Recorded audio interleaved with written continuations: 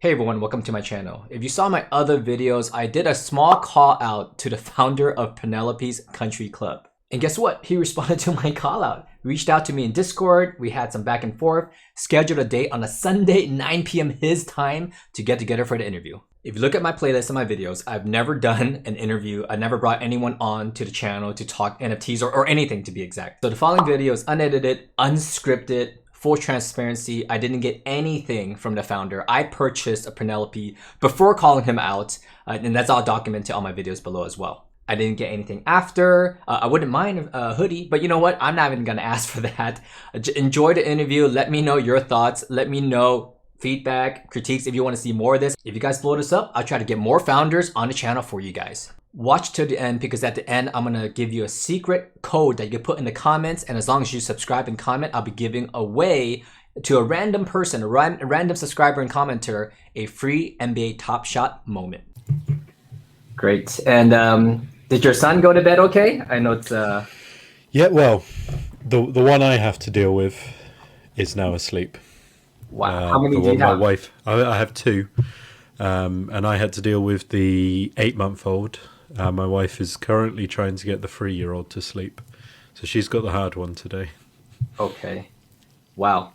That 8-month-old in the middle of everything that you're doing. Yep.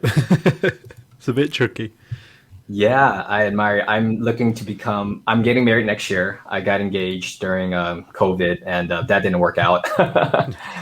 So next year we had plans to have, to start our family. So that's pushed another year after that. So I look forward to joining everything that you're experiencing from right now.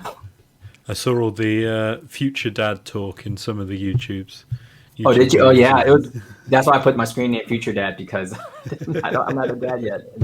Very interesting. Are you in London? No, Oxfordshire. Oxfordshire. So just to the west. Just to the west. Okay. Yeah. Let me just intro and give you a little bit of background on myself really quickly. I actually work for a company out of London remotely for about 9 years. I've worked in the domain name industry now going on 12 years now. So I've been there a handful of times, and I really like the Guinness there. In the UK? In the UK, yeah. Have you ever been to Ireland? No, I have not. I have a good friend there, definitely. It's I personally, I'm a cider man, not a Guinness man, but in Ireland apparently it's 10 times better. I will take you up on it. I love the hard ciders here. I assume I love it over there as well. Oh, sorry, I meant Guinness in Dublin. Oh, okay. Okay, well, I haven't gone, so I look forward to making the trip one day. That's definitely on the bucket list. Oh, especially if you like Guinness, you have to drink it as you go along this sort of museum thing, and neither myself or my wife liked it, so it was. When travel is allowed, then I think we're gonna start making some trips. I think I heard you mention football. Is that American football or is it Euro? It's the one with the ball and the feet. Ah, okay. It was spelled. Okay, correct me if I'm wrong. So football, even if it's spelled as in an American football, is still the soccer. I guess yes, it would be soccer. Yeah. Okay. Because when you mentioned, oh, I'm going to catch some football and then y'all be free afterwards, I thought you were watching American football. I was going to ask you who your favorite team was. Someone on the Purrnelope's team supports the Giants, and that's about all I know about American football. Okay, well, he's never happy about it. I also know that. Don't worry. I didn't have any questions about football. I just thought it was interesting if you were a fan. And also, I just wanted to clear the air of anything. I think you saw my video. I meant no disrespect to any communities of the PURR. It was a very I'm still a PURR holder. I love the project. It's actually the #1 NFT in terms of barrier to entry and cost. It's the highest priced NFT I bought. So I'm quite excited. I didn't see anything that I saw as disrespect. Maybe I have to go and watch some more videos. Yeah, no, I thought I'd watch them all. No, just in case, because I also run a K-pop channel, and the community, depending on how they interpret it, some could be interpreted incorrectly. But yeah, definitely none there. I'm a NFT lover, although a little bit green behind the ears, and I just wanted to jump in, and then I was excited to get with the community. So I'm excited to have you on. I can see the addiction to NFTs kicking in. For me, or for this community, or the world in Well, I mean general? for everyone, but I mean in your videos as they go on, it's like Yeah, it's just why NFTs are going to be so good. Everyone's just you just get hooked. especially in this environment, well, a lot of Right? people are Yeah. stuck at home and the hobbies are limited. And I had a natural kind of progression into it. I started investing in the crypto in 2017. And I heard your podcast actually with a talk. Right after I bought my PURR, one of your community members recommended that podcast, and I listened to it, and I really appreciated how there was no yelling or massive promotion or overselling. It was just you sharing your thoughts on what was happening with PURR, and I really respect it. After that video, I was like, I need to go get another one. I didn't get one yet because after that, the prices were still high up there. But I Well, really that's appreciate that's it. the thing. I don't because I've been in NFTs. I wouldn't say since the start because there's all this. What was actually the first NFT, and I wasn't actually there to claim a punk. I was I it was heard. December 2017. But you see all of the cycles, and you see the back in the day, you didn't basically no one used Twitter, and I think that probably held NFTs back a bit because everything was on Discord, which Mm, is great, but you have to know about it to get to Discord, right? Whereas with right. Twitter, this year we're kind of just sort of taking over Twitter, and everyone's seeing us because X celebrity is getting in, and then Y celebrity comes in, and they find NFTs that way. Yeah. Back then, it was just sort of. I guess it was the same. People would say, "Oh, this is the next big thing. This will be great." And then if I look at any old Discord logs and then match it to a project, I can't even see the NFT anymore. Oh wow. Yeah. Like you can see the token, but I can't see the image Yeah. because these aren't quite as visible as everyone thinks. I guess if the team do leave, eventually Right. what they're paying for goes most of the Yeah. time. Yeah. That's a concern. I don't think I don't. It's not in the forefront of my mind, but it's definitely a concern, right? Um, so I guess I'll start maybe just by introing my YouTube, and then letting you. I have a few questions here, but it's more of a chance for you to share your roadmap, and if I have some questions, I'll ask if that's okay with you. Sure, yeah, yeah, I'll go whatever direction. Awesome. So hey everyone, welcome to Real Talk Finance. My YouTube channel has never done a stream or an interview. When we started the YouTube, it was to document me and my fiance's journey to early retirement. Very boring, broad index funds, bonds, REITs.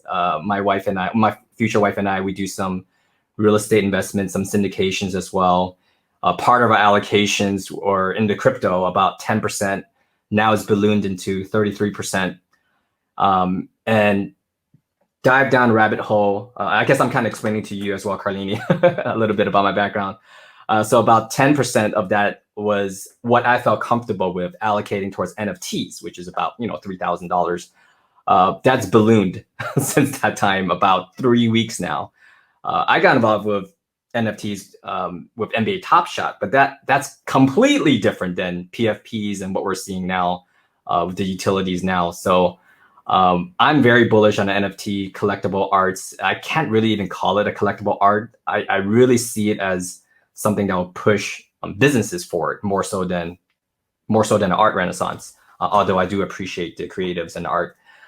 So naturally, all my stuff has been documenting just boring finances and how to really be safe with your finances. And I think I've completely done a 180 on that. Although I'm quite safe, I'm venturing into the risk category of the speculator category, which I've never done, and I've been investing for quite a while. So today we're going to talk with Carlini, the founder of Purrnelope's Country Club. And thank you for your time, Carlini. And maybe you can want to intro yourself, because I'm sure you've done 1,000 of these and can definitely do a better job than me asking questions, because I've never interviewed anyone. So Carlini, over to you. Well, thanks for having me on. Interesting. You mentioned early retirement next. I've been looking into FIRE for quite a good few years at this point. Before NFTs, I was online gambling, and the goal was always, it was such a grind, but it was always get to Fat Fire and then be done. That was always the goal. Interesting. 2017 CryptoKitties hooked me onto NFTs. I just got sucked in, and pretty much didn't get away since. And what's cool about NFTs is I can prove that. Like I've had the same wallet for the entire time, and if you go to my wallet and you go back, must be closing in on 1,400 days ago, I bought my first CryptoKitty. And we've just seen sort of the explosion of actually 1,391 days and 23 hours was when I started my NFT journey. Wow. We had sort of a huge hype into CryptoKitties and then a big dip. And then because that was at the start of a crypto bear market. So I remember that. Yep. Yeah, NFTs struggled. But people were sort of playing around with cool things they could do. So now projects are coming out and saying, oh, we're the first to do this. And I'm thinking, no, actually, that was done, July 2018, when there wasn't really much to be done. You just haven't heard about it because there was no one to hype it, I guess. I've been in and out of almost every big NFT project. Most of them die. I minted / claimed, because there was a bit of a weird dynamic there, the 9th Axie Infinity. So I was around then. You had to buy a pack beforehand, and then there was a certain time where everyone was allowed to reveal, and I had experience of gas where a lot of people didn't, and I managed to get the 9th one. I didn't really stick enough into Axie given how well it's done since. Lots of different sort of projects that came up and died, and Ponzi mechanics, and just sort of playing around, I guess, until led myself to Top Shot. Currently I have I believe the second most valuable Top Shot account, but it's a bit of a troll. So I remember you talking about that. I have lots of from the top Derek Roses. I think I have 33 out of 59. And I spoke to all the other owners and said, can you delist yours? And I'll list mine for the maximum, which is 1 million. So all the tools think my 33 are worth $1 million. So it just shot me right up to second place. Somehow there's someone with more, Whale Shark. I was in Top Shot early because of CryptoKitties. I'd been, years of playing CryptoKitties. So I had a lot of Dapper connection, and then they invited me to the beta, and then I was involved there. And then at the end of 2020, sort of before NFTs had blown up, I started building NFT boxes with Pranksy, sort of in an agreement where I'd sort of build the company and he'd contact artists because he had that sort of connection. And then he's also a great marketer, so he would market it. And I just got stuck building all day, every day. I was sort of obsessed building. And then about March, we sort of disagreed on the route to take the company, and I started selling my shares because we'd properly set up in the UK, and I was selling my shares to Pranksy, and that was a really long, drawn-out process because of accountants needed to be involved, solicitors needed to be involved, company valuations, stuff like that. So that actually took longer than I'd been working on the project. Wow. And in that time, I'd been working on Purrnelope's. And as soon as the sale officially went through, we sold out that day. When was that? I'd written it down somewhere. It was about 6 weeks ago, I think, at this point. Wow. I'm just trying to find my notes. I had written it all down and I've lost them. Yeah, about 6 weeks ago. And because we were anonymous originally, because I was still seen as sort of the co-founder of NFT Boxes, and it didn't seem a good look to be launching something else while people weren't allowed to know I was selling. So as soon as I unanonymized, that sort of brought some hype, just because, you know, teams who say, look, I'm behind this and I'm putting my reputation on the line, that adds confidence, and then, you know, people follow in. So then we sold out and sort of I don't want to say started building, because obviously we've been building for a long time, but when you're sitting there for a month not selling out, you're trying to focus on selling out, I guess. Right.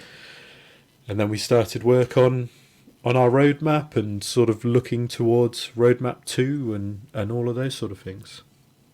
Awesome.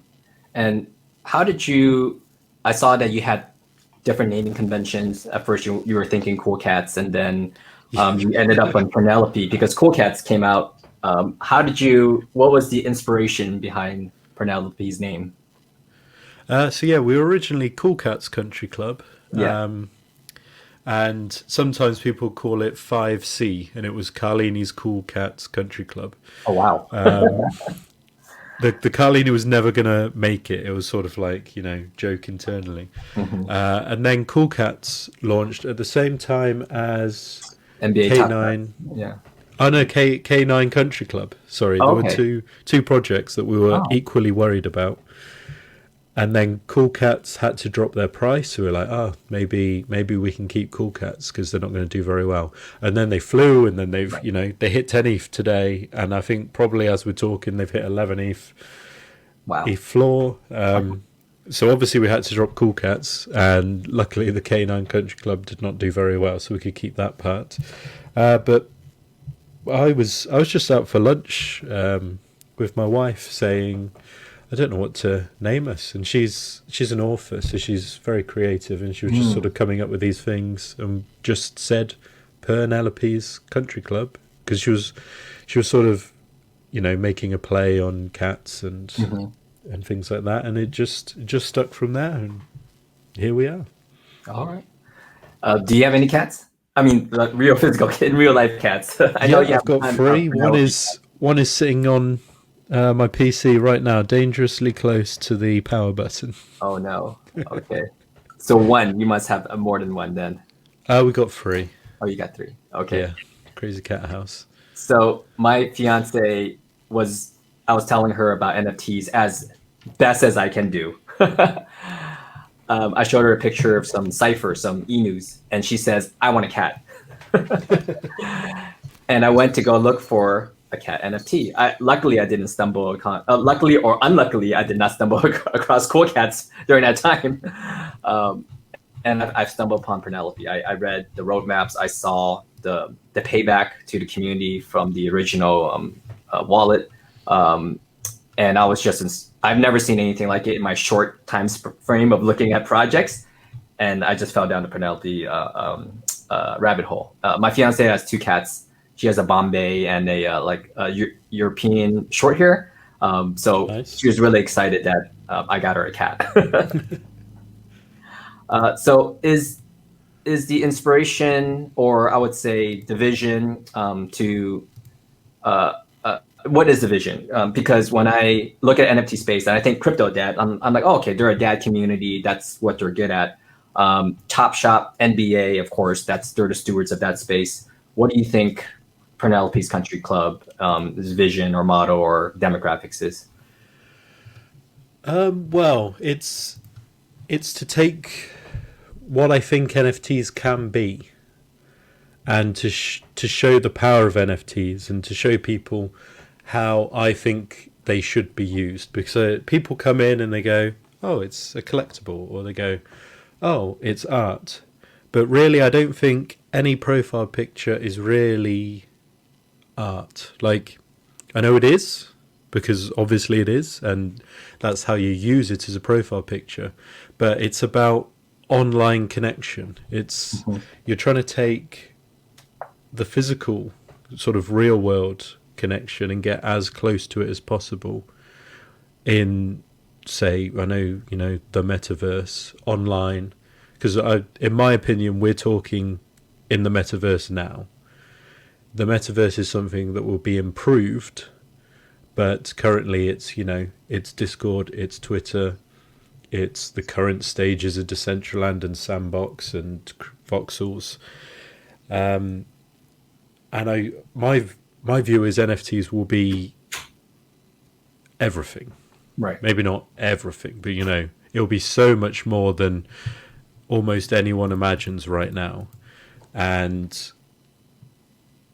in this space, you know, lots of different people are innovating slowly. So there'll be a little upgrade, and even sometimes just recycling past things. So, for instance, Bored Apes, a big thing at the time people were talking about was full commercial rights. Now, Avastars had done that years ago, but NFTs sort of work in sort of cycles where you're like, right, okay, they're doing that, so we'll do that too. And people will follow a certain narrative for a period of time. And you sort of need to hit the actual purpose, I guess. So apes are there. They've got that huge war chest of $100 million or $90 million, and they can do so much now. And we've seen that with Roadmap 2. But for instance, just, you know, like the airdrop model that they did with the dogs, you know, everyone's sort of started doing that now, where you mint a project and some people are in the Discord going, when's the airdrop? Like, everyone just accepts it, that it's coming. So my thought was, how can we make these airdrops useful? Because, like, right now, if you think of the Bored Ape Kennel Club, they're going to add utility to it, but it doesn't actually do anything yet, and it never has. Whereas I want ours to always have some sort of ingrained thought process. Like, right now, we're just about to drop our first one, the September airdrop, because we're doing 8 over 8 months, 1 a month. That's sort of a main, I'm going to call it the kitty bank airdrop, because all of these airdrops you can smash for a token of a fraction of the kitty bank, which I appreciate I'm now talking about without explaining what the kitty bank is, but we're on the airdrops. So the first one is, it's an animated picture of a cat in a hoodie next to a jukebox in our country club, and at its core, that's what it is. But you can redeem it for the kitty bank token, so it's kind of, there's a hand dragging you in one direction, right? And then if you get 10 of them, you could redeem a hoodie, a physical hoodie, and that's pulling you another way. And then we're going to have a collection log, which is sort of like a sticker book. So if you hold it, it shows as visible in your sticker book, and that's sort of dragging you to hold it. And the hoodie is, by all means, a flex hoodie, but it will have an attached NFT to it that the NFT will follow the physical. So I have some, I don't know if you've heard of Artifact, RTF. Yes, I did. I just got involved 2 days ago. Well, I have the Ferocious trainers right next to me, as I'm talking to you now. That's the same one I got. Oh, did you get the trainers? Is it the I got the Feywill with the artifact. I didn't forge the shoe; it's unforged, so I will have to do that. I'm not sure if it's the trainer shoes. I don't know what type of shoe it is, but it's a shoe. I've got, so there were 3 of them. I've got rare, epic, and legendary, and they're displayed sort of next to me. Oh wow! But I've sold those NFTs because of Project Akira. I bought these for 5 Ethereum each for the trainers. I forged the trainers. They've turned up at my house. I have them, and then I've sold the NFTs. Whereas with the hoodie, if I sold the physical, the NFT follows it. So Oh, interesting. the send mechanism in the NFT has been changed to a pull. So you drag it with the physical rather than send it. So that allows us to know. You can look at someone's wallet and know they have the physical. And that means in the future we might be able to add, say, gated access to our website for anyone with this Flex hoodie. Or, you know, you have a look at Bored Ape's roadmap. They've got that clubhouse in Miami. Maybe there's a VIP area that an NFT lets you in. That sort of thing. And that NFT also you can wear in Decentraland. So you can flex in the metaverse as well. And that's just one of 3 physicals that we currently have planned out of the 8 that will be sort of, you know, dragging you in different ways over what you want to do. I just saw the video last night and I was really excited about it because just what you were saying about your vision, and hopefully I'm not misinterpreting it, is to, you know, showcase the utility of NFTs through Purrnelope's Country Club. And you did, I haven't seen anyone do a video, an explanation of video that was entertaining at the same time, about what the Kitty Bank was, and, you know, push and pull, and having the NFT follow the sweatshirt. So I'll put a link down below to the Twitter where that video is out, and so the viewers can see it. I'm a little bit upset. I thought, because I obviously want to flex because I want to do a YouTube video of the Purrnelope's Country Club hoodie. I thought I could get the Country Club. I thought I could get the hoodie off of, you know, trading in 1, but I need 10. Yes, because I need 10 cats. The token. Wait, no, you don't need the cats. You need the airdrop. So 10 of the NFT that gets airdropped out. Okay. And the reasoning behind that is the Kitty Bank tokens inside. So we took a look at the value of those Kitty Bank tokens inside, and it was about 10 times less than it's going to cost us to send the hoodie to you and have it produced and have the tag attached. I see. And the NFT attached to that. So it wouldn't be a flex, it would be good business to get the hoodie because it would be worth more than what you're trading in. So we had to up it. Just otherwise, we'd have had to make 10,000 hoodies, and we just don't have the funds for that. So we had to amend it so that there was a decision to make. Whereas otherwise I'd have loads of hoodies turning up in my house because it would be cheaper than a normal hoodie to get effectively. Okay.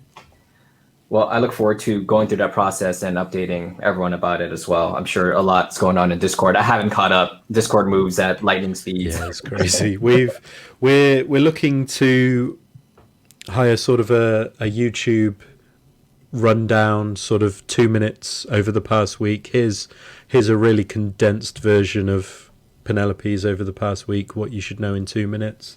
Oh, like an update. Copywriters to sort of do similar in text and then longer in text, and then tweet threads, and we're really trying to up sort of education and communication and just get everything. Yeah. However you want to digest it, we're going to try and get that information in that way. Awesome. Yeah, I was looking forward to the YouTube when I first joined, when you announced it, and I couldn't find the YouTube channel. I didn't know where it was, but it's here now. So I'll put the link down below for people as well.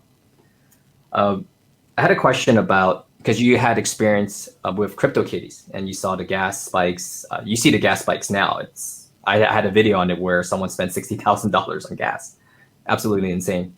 What went behind your thought process of launching Purrnelope on Ethereum? Because you have ties into Dapper Labs as well with Flow Token. Is there any thought on congestion in the future? Just as a backbone, what's your thoughts on that in general? Well, Flow, which I am, bullish on. I've used it. I own Flow. It's just trickier at the moment. So there aren't as many devs, and you have to run currently. You have to run your smart contracts through Dapper Labs. Like, they have to approve them for you to then launch. which I believe it's only now. It's not like it's centralized. I mean, it is currently centralized, but they have these steps that they're taking to decentralize it. But there just isn't everything around Flow yet. So there is no MetaMask equivalent. So when you're trying to bring customers to you, it's so much easier. Whereas on Ethereum, everyone's there. It's right now with all these profile picture projects, it's just a casino and everyone's throwing stuff around everywhere. So you just know launching now you'll sell out on Ethereum. As long as you don't need to transfer a lot. So for instance, Top Shot, there are a lot of transfers. It wouldn't work on Ethereum. You can't have a $1 moment and then pay $100 in gas. And what's funny about the CryptoKitties time is if you speak to someone who wasn't in NFTs but were really into Ethereum back then, they remember CryptoKitties killing Ethereum, which was 100 gas. And now, we broke 10k for time, didn't we? It went over 10,000. Whereas, we're looking at so much more, 100 times worse now. Yet people still remember CryptoKitties as killing Ethereum that way. It's a level of confidence as well. I'm confident that Ethereum will, be here. It's where NFTs have lived forever. Bitcoin, I guess, technically NFTs started there, but are they really NFTs? That's kind of up for debate-ish. And I have friends who have launched a project on Cardano, but there are no smart contracts. And I think there are now, but there's no OpenSea. There's no real good selling mechanism. ETH is just the best place, and you kind of just have to hope that in the future things fix themselves. Makes sense. Okay.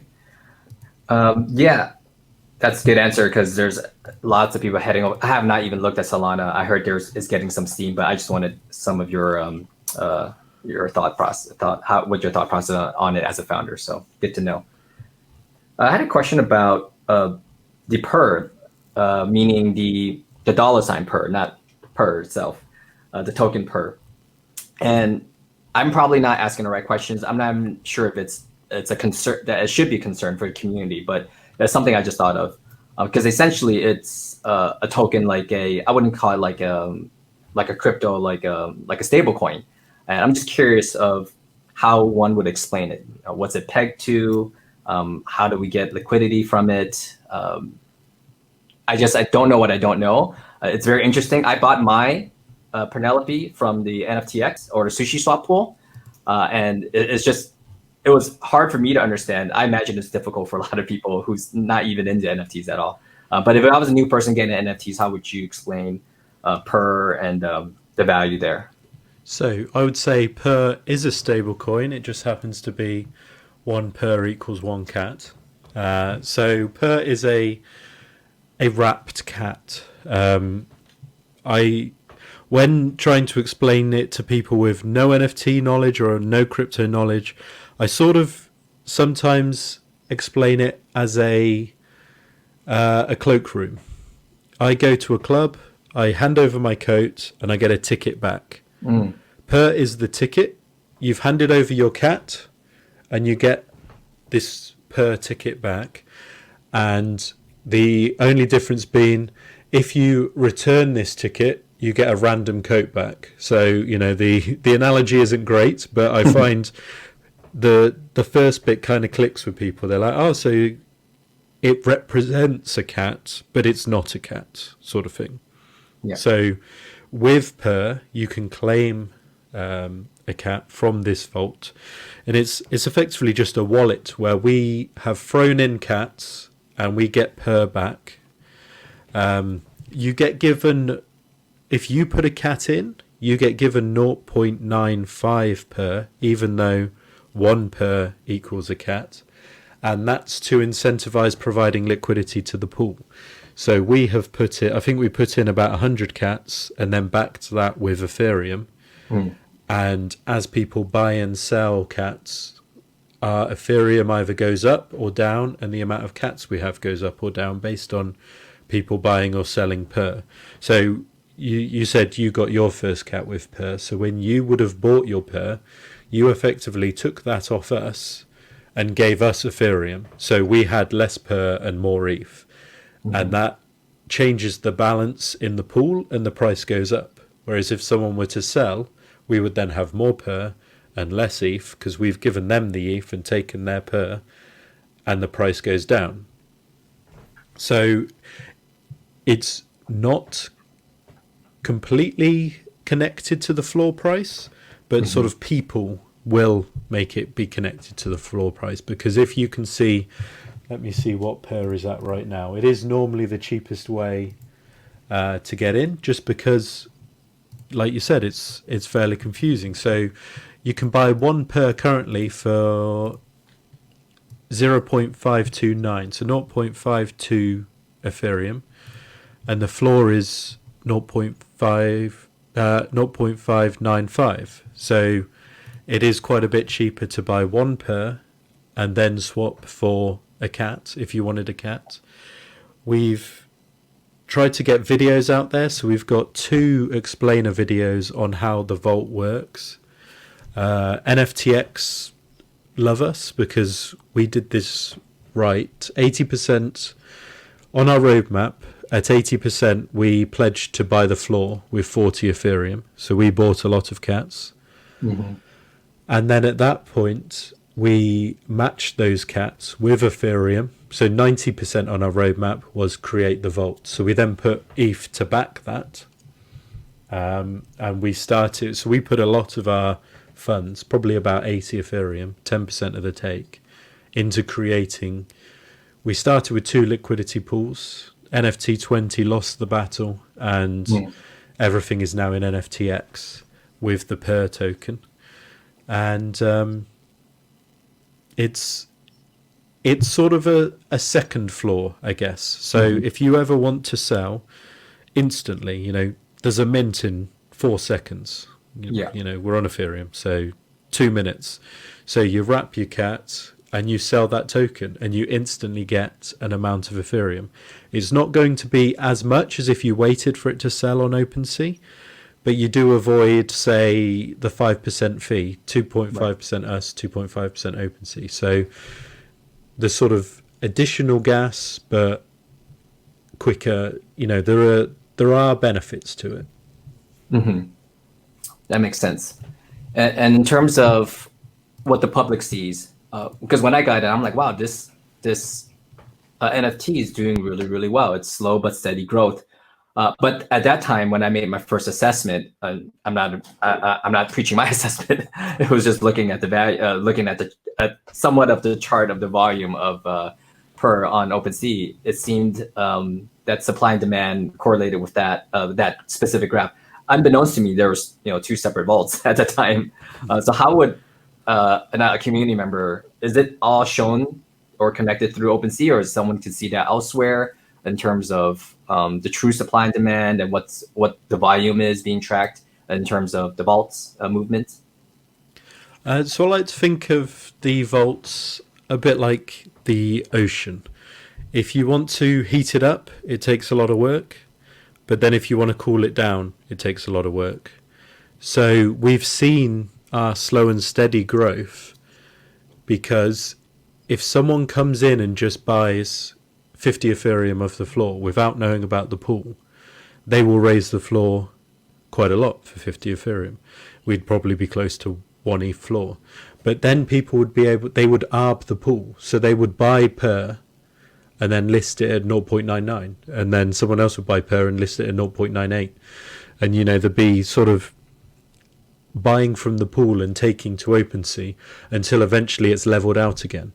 Whereas if someone came in and put 25 into the floor and 25 into the NFTX pool, it would raise simultaneously. So it does balance out, and it goes the other way as well. If people really want to undercut, you have these, sometimes just two people really want out and they'll just battle to however low it goes until someone buys.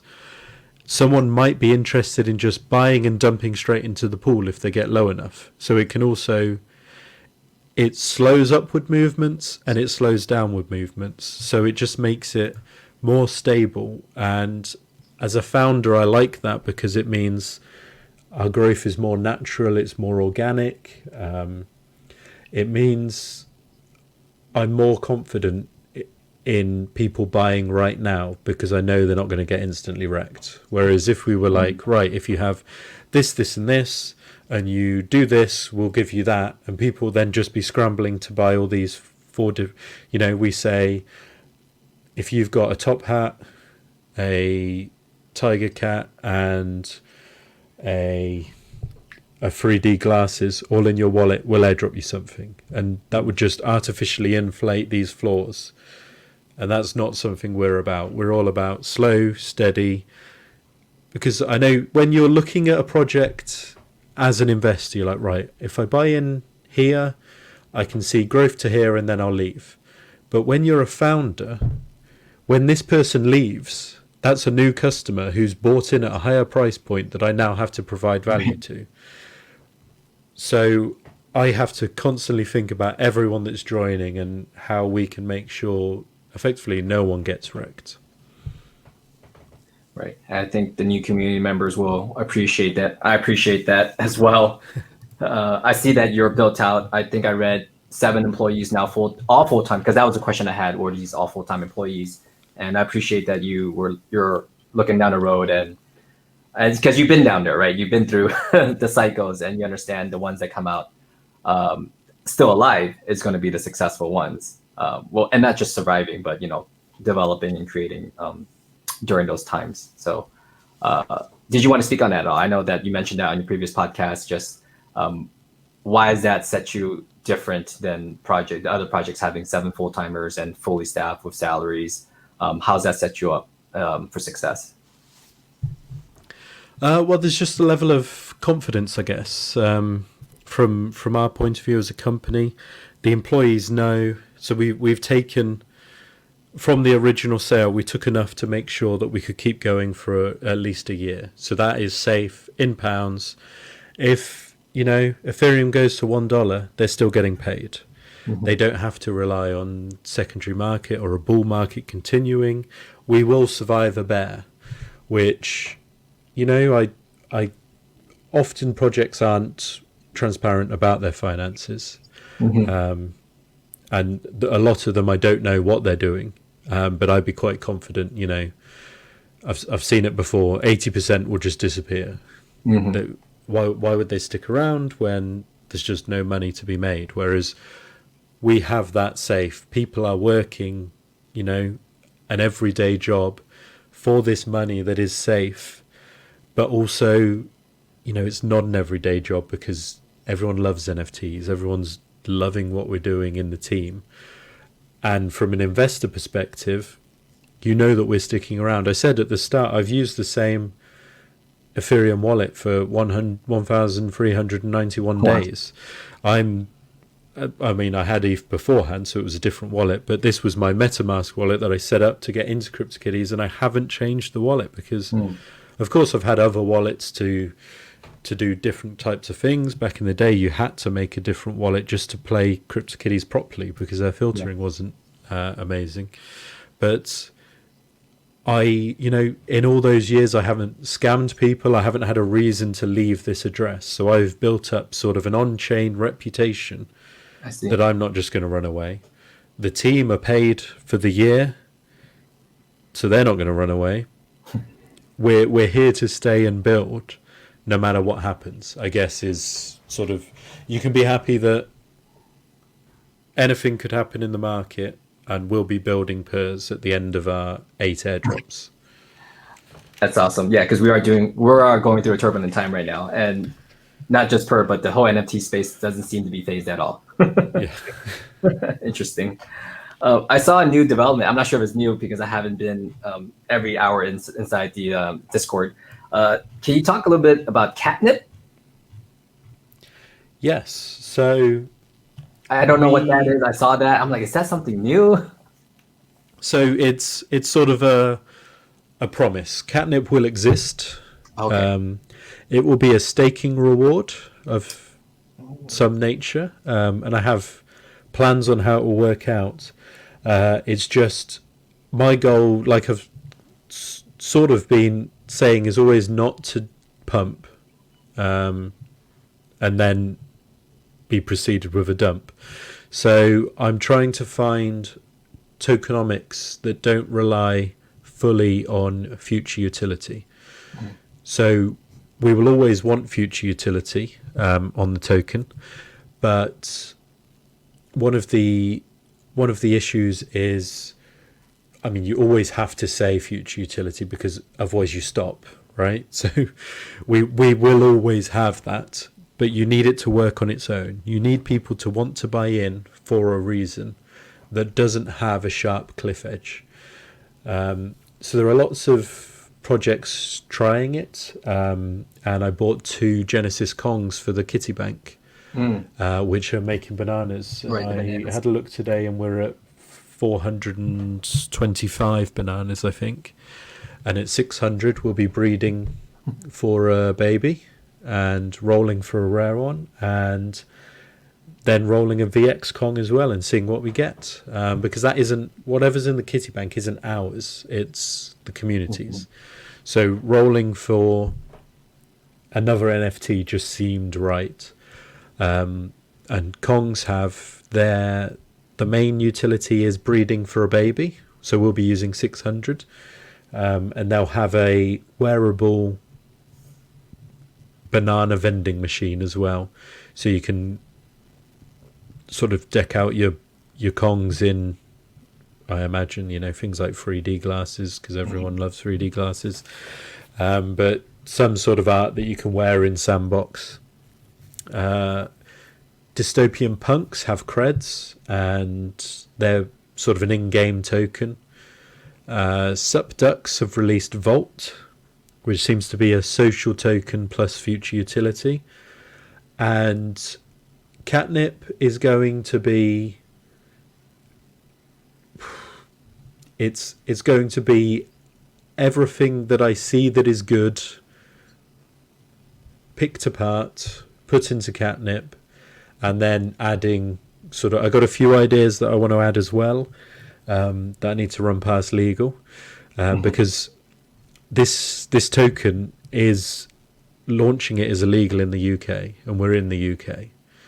So we do actually have to structure the company in a proper way to meet all regulations and do it all properly, and that is in talks. So obviously we don't want our customers to be in the US and then get hit with some sort of security law.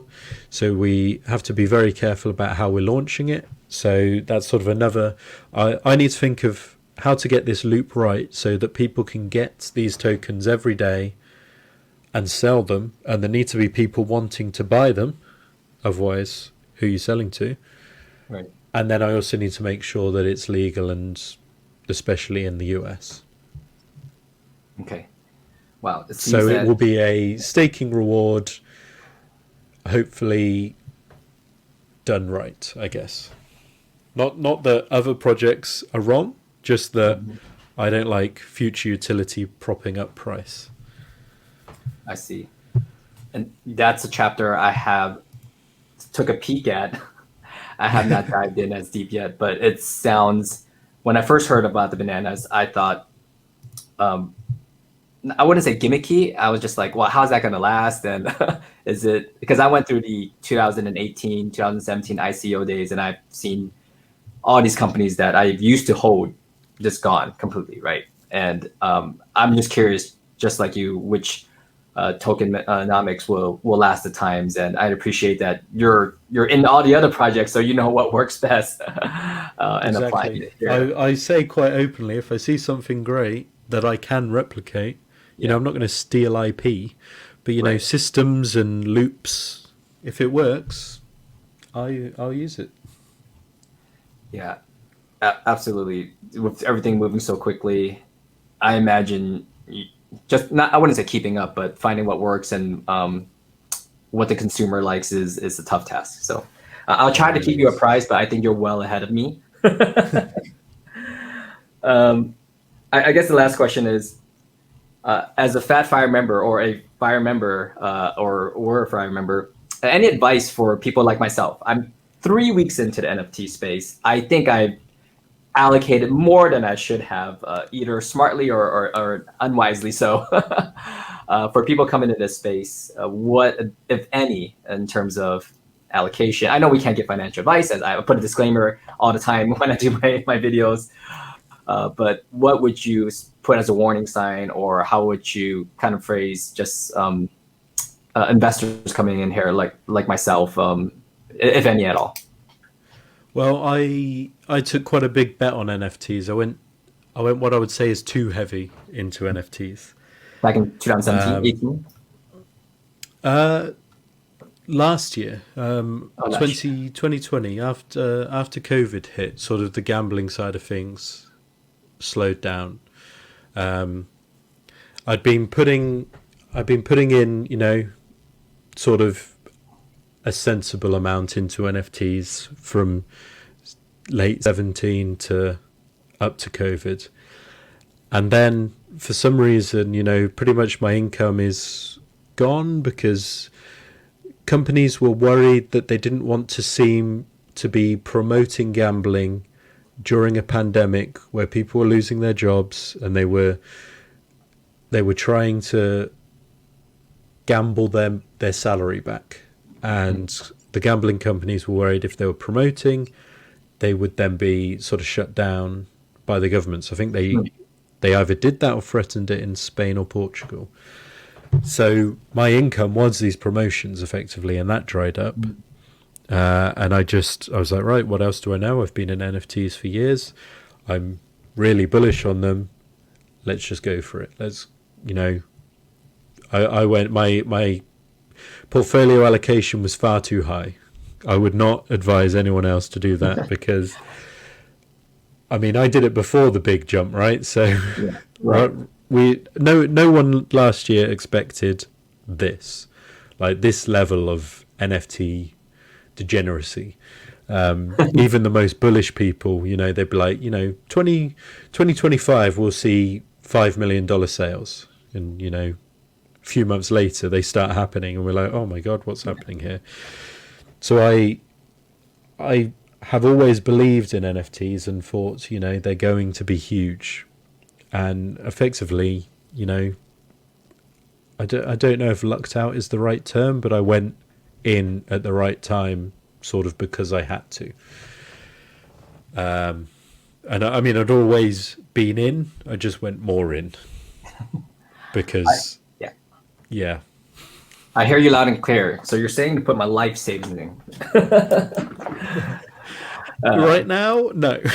At the peak. Yeah, it's pretty frothy right now. Yeah, it's actually really easy. What you need to do is you go all in at the bottom, and then you sell on the way up to the top, and then you sell everything at the top, and then you buy in at the next bottom. So that's what I'd advise. Yeah. Okay. Awesome. I'm gonna share an idea with you. I mean, that's easier said than done, right?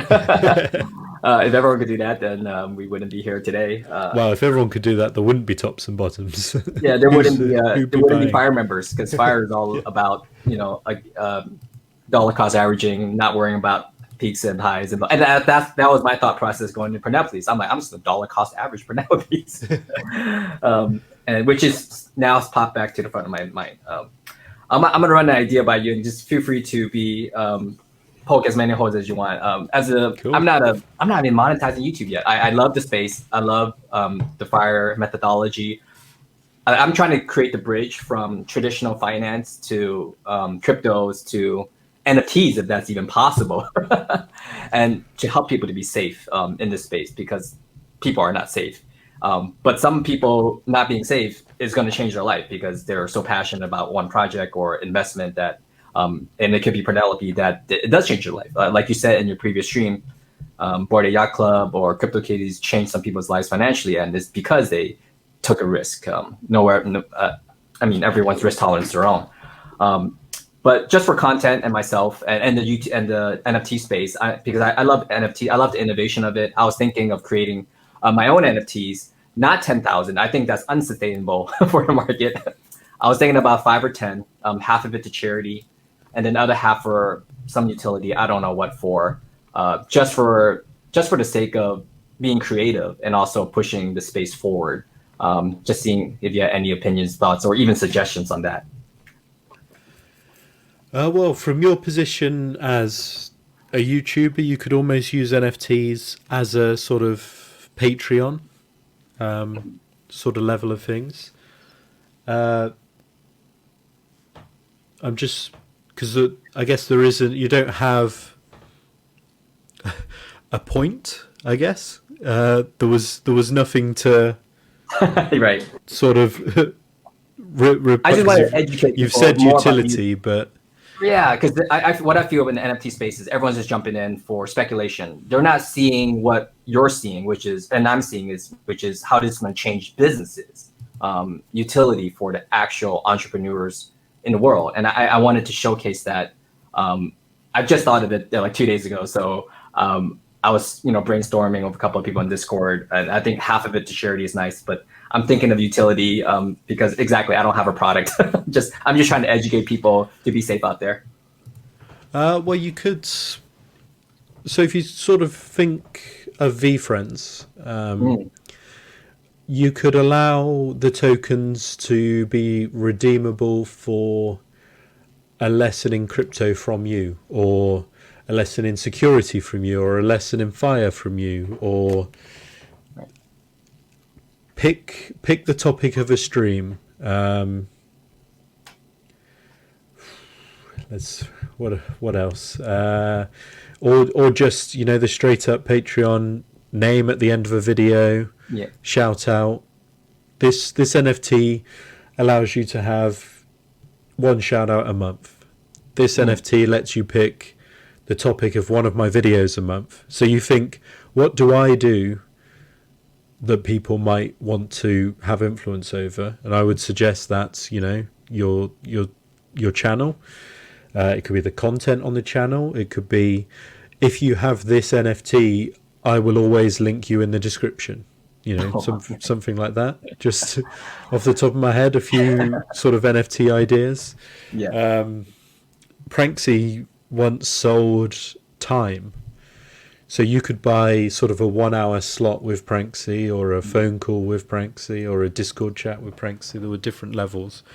And I think now he hates it and he's trying to buy them back and burn them.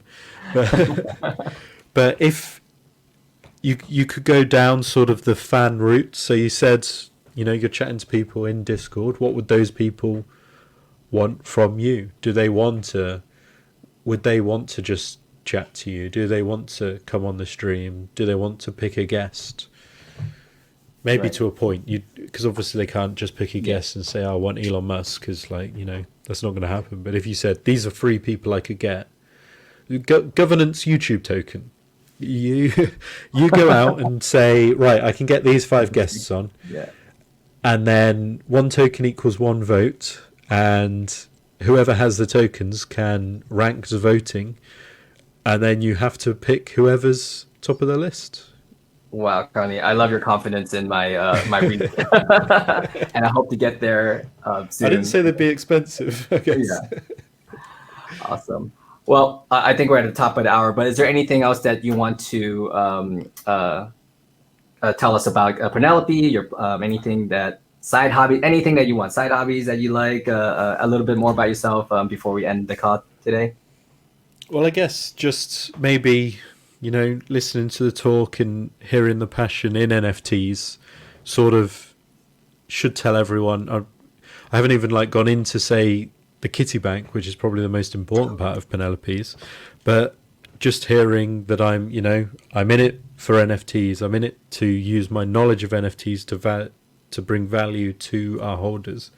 And I've just listed maybe 5 things off the top of my head that you could do with a token. And now just think I'm doing that 18 hours a day for Purrnelope is to try and improve it every day, just constantly thinking how to make it better. And that's what I'm dedicated to doing. That's what I'm trying to do. And if I sound, convincing and that makes people want to get involved, great. That's sort of the whole point. You won't see me getting an influencer to shove our project in your face. You'll hear me talking about it passionately, trying to tell you why I think we're great, instead of just, buy these, they're going to the moon. And amazing. And I'm not sure everyone watching this knows, Carlini is definitely dedicated. It's a Sunday evening over there, and he's working on a Sunday evening. It's 9:03 currently. Yeah, so that's why I didn't want to keep you too long. I guess, and I see you out there, so I really appreciate your time here. I really, really appreciate it. And I think I have, not a suggestion, maybe suggestions. I would love to hear from some other team members. Maybe they will be on YouTube one day. I would love to hear from them as well. Maybe they could come on as well. I'd love to have the opportunity as well. Yeah, sounds great. I think we're planning to do team spaces as well that will go onto the YouTube, and they can then talk more and hear everyone else. Great. I look forward to it. I'll put the link to the YouTube video down below as well. Well, Carlini, thank you so much for reaching out on Discord, even though it happened in a pretty interesting way. No, thanks for showcasing the PURRS before now. Yeah, no, I appreciate it. I will continue to do so. So I look forward to hopefully collecting 10 NFTs so I can get a hoodie. It's not financial advice. Is don't get the hoodie. It's a flex. Yeah. Well, thank you so much, Carlini. You have a good night, and I will catch up again soon. No, thanks for your time. Thank you. Thank you. All right, everyone. I hope you enjoyed that. My first interview ever. I had some bullet points. I had no idea what I was doing half the time. It's going to get better. I promise. It's going to get better. I'll drop the links down below of everything, the Discord, the YouTube. Carlini is very, very active on the Discord. He's one of the only founders that I know that's on the Discord talking to people every single day. So definitely check it out. And for the giveaway, if you watched up to here, the secret word is buckets. That's BUCKETS, buckets. Today's Monday, so we're going to give it a week. I'll be picking the winner this weekend on the weekend's video. And I got a bunch of stuff coming up. Make sure to push that subscribe button because I'll be talking about new projects coming out, the most expensive NFT I bought in my life, and just a whole bunch of other stuff. I'll catch you guys in the next video. Peace.